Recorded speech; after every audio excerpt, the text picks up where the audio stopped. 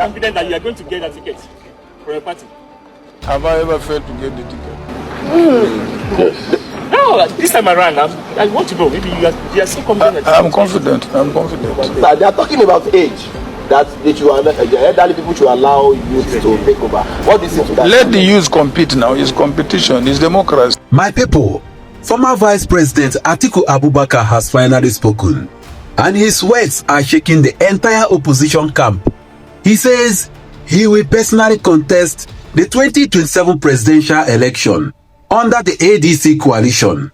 This is coming just days after Atiku was quoted saying he could step down if a younger aspirant wins the ADC ticket.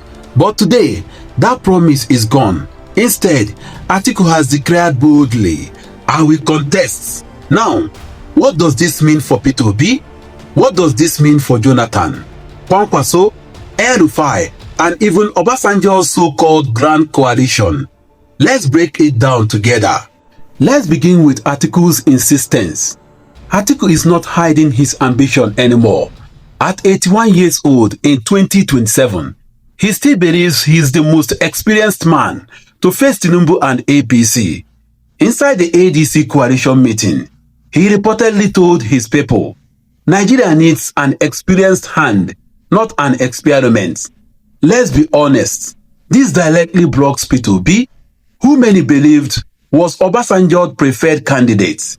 It also sidelines Kwankwaso and even El-Rufai, who were quietly hoping ADC would be a neutral ground for a mega opposition alliance.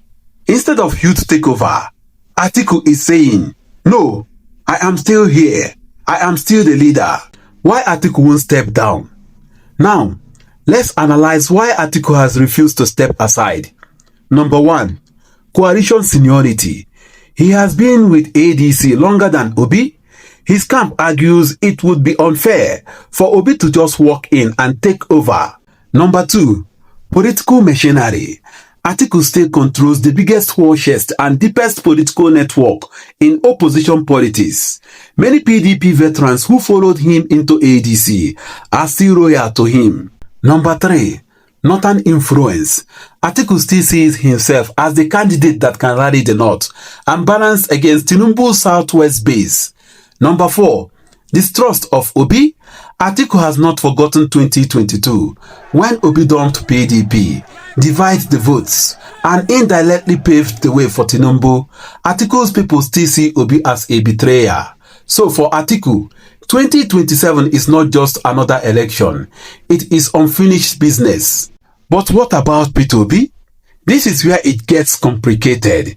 Obi had hoped ADC would be a level playing field, where his massive youth support could finally be converted into a nationwide ticket.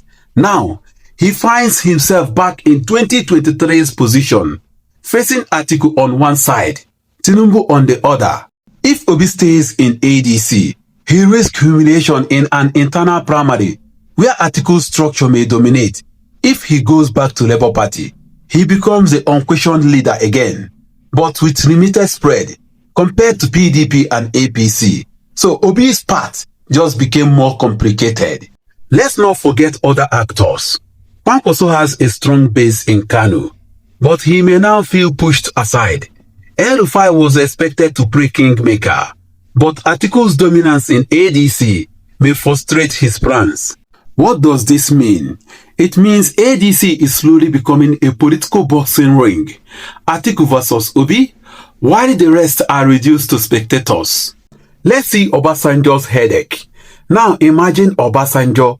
He brought everyone under ADC to avoid 2023's division. He wanted unity, but instead of harmony, we now see ego versus ego. Atiku wants to run. Obi wants to run. Kwankwaso wants relevance. El-Rufai wants influence. Obasanjo's so-called master plan is already under fire. And who benefits from all this? Bola Ahmed Tinubu. Just like in 2023, the opposition is busy fighting themselves. If Atiku, Obi and Kwankwaso run separately again, Tinubu may simply walk into a second term by default. This is the biggest irony. The opposition's greatest enemy is not APC, it is themselves. Now let's talk about the biggest questions Nigerians are asking right now. Should Atiku, at 81 years old, step aside for Obi? Or is he right to say, I was here before him, I have more experience? Is this democracy in action or just selfishness? And can Nigerians trust Atiku's earlier promise to step down for youths? Or was it just a political tactic to weaken Obi? These questions are already trending on social media. Here is my take. Atiku's insistence is not just about ambition. It is about ego and legacy. He doesn't want to leave the stage without one more fight. For Obi, this is a test of resilience. Can he survive both Tinubu and Atiku? For Nigerians, this is bigger than Atiku or Obi. It is about whether we are ready to break from recycling the old guard and to really embrace a new generation. If they do not compromise, then 2027 may already be lost. And that, my people, is the sad truth of today's breaking news. Finally, now I want to hear from you. Do you think Atiku is right to insist on contesting? Or do you think this is a pure selfishness that will destroy the opposition again? Drop your comments. Let's debate it. Don't forget to subscribe to Chinick TV for more deep analysis.